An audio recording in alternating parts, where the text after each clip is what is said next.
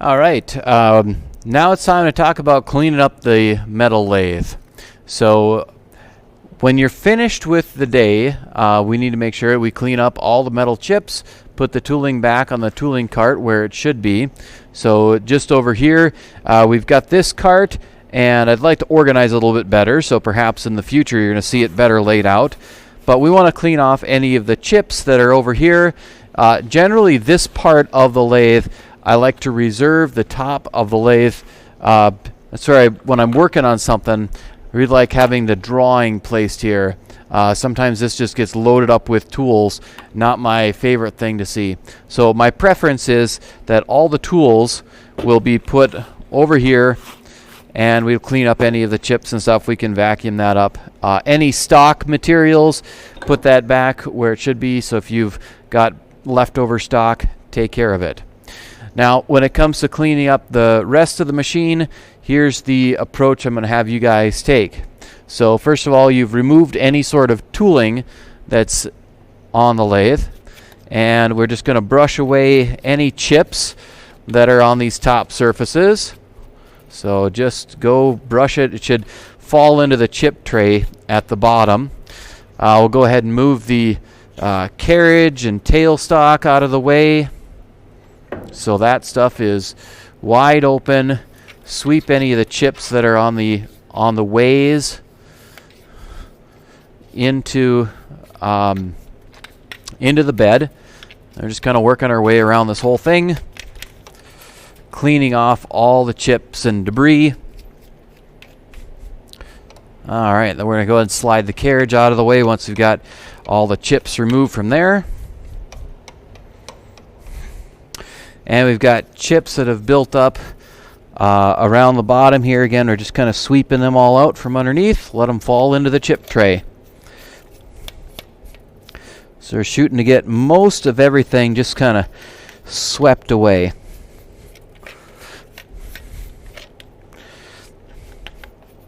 It's a little harder to get back into some of these crevices.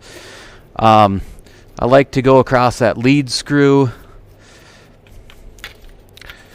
and just work your way down across all the nooks and crannies, back of the machine. Sweep everything into the chip tray.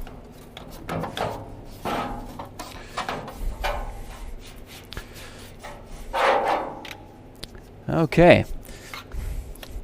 So that takes care of the majority of the stuff. We can always get in there with the shop vac and get all the individual crevices. But at this point, the next thing we want to focus on is the chip tray itself. So we want to empty the chip tray, and I just back up the camera here so you guys can get a little better perspective. There's top-down view of the lathe. So again, I've swept, kind of working my way back here, swept all the chips into the tray, and then we remove the tray. You got to watch out for a couple of the cables back here. So there's the big chip tray, and what I like to do is to put it at an angle and then either use an old paper towel or the brush or something and just move all those chips to one end.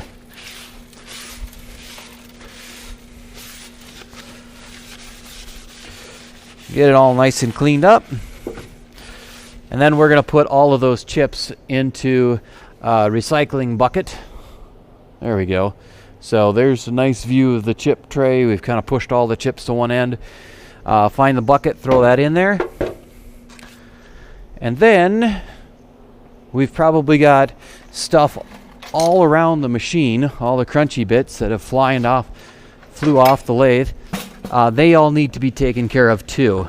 So kind of in the process of dumping the chips.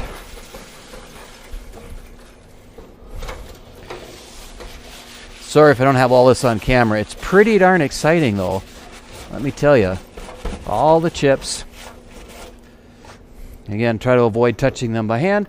Once the chip tray is clean, we'll go ahead and put that back in place. Goodness. Okay, you're gonna have to reach your hand in here and get the cords back in the right place. So There we go. The chip tray has been taken care of. This oil cans that we have laying around, they contain whey oil, and I like to keep the machine oiled up. So across the lathes, or across the ways, we can squirt some oil on there. We've got a number of Zerks oiling points. So if you hold the oil can up here, we can squirt some of that oil. I think some of it actually ended up inside the slide. Just to press on those little ball bearings there, and it will engage, put a little bit of that oil into the various points throughout the carriage. Whenever you see one of those guys, go ahead and oil things up. Yeah, they're kind of all over the place. Again, I like a well-oiled machine here. So I think I missed the guy over here. And the tailstock also has a couple of them. So again, the camera's not catching all of this. And my hands are nice and greasy, so liking that part of the world. Okay, so the tailstock also has a couple of these oily points.